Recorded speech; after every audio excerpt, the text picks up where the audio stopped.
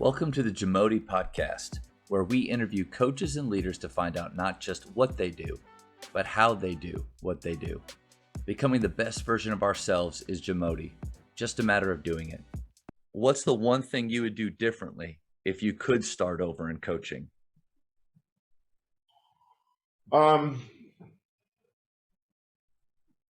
a great question. What would I do differently? I don't think anything, Matt, because I think it's important to fail. Yeah. You shouldn't. Everything that happens to you are experiences. You learn from your failures and you learn from your successes. You know, we're all human beings, which means that you know, I really believe that coaches have to take seriously their role as being mentors for these kids. And over the years, I've taken chances on kids that some people wouldn't, but I can look back and say that almost every one of those kids graduated. They've gone on to live good lives, and I've been chastised for that. You know, get in line with that stuff, I guess. But I just think that you're going to make failure.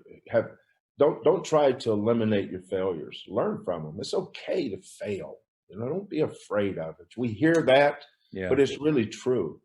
You know, it's how you react to it. You know, like this team this year.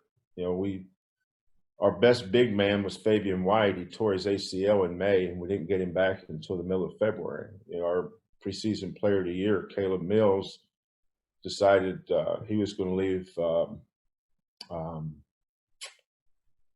around Christmas time. I can't remember the date now. And then Nate Hinton, who I thought was going to be a first-team all-conference player for us this year, put his name in the draft and signed a two-way deal with Dallas. And then our best big man last year was Chris Harris. He was a senior and graduated. So basically, this team lost 4 starters, and our kids didn't bat an eye. You know, that was adversity. Maybe not failure, but adversity. We developed a resolve. We developed confidence. And you know, coaches, it's my job to give them confidence. Then that has to be reciprocal. Then they have to give me confidence. And this team was good at that. You know, teams that underachieve, Matt, usually have poor player leadership. Teams that succeed at a high level usually have player-led teams. This was very much a player-led team. Our players led this team. Dejan Giroux was a tremendous leader, and what a story he's had. You would have thought I would have probably been the last coach that people thought he would play for, but he surrendered, put 10 toes in, and took off. But this team had a wonderful journey.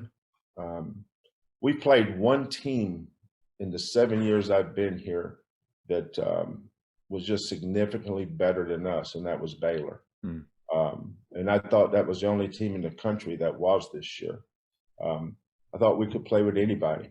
But that team was like Gary. I coached against 3 players in my career that could dominate the game at both ends.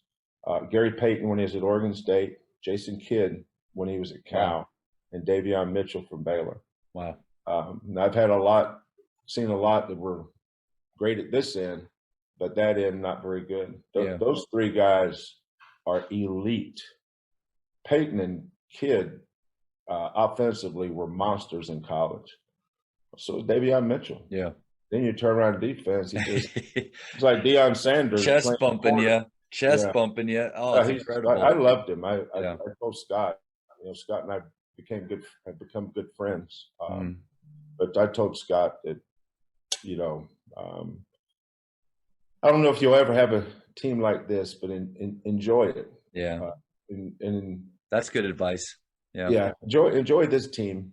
Teams like this just don't come along very often. Sometimes when you see somebody every day, like the Baylor fans or the Baylor media, you have a tendency not to understand how great they are. Yeah.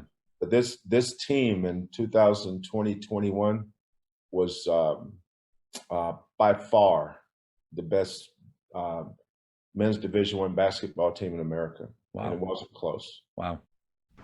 Thank you for checking out today's episode.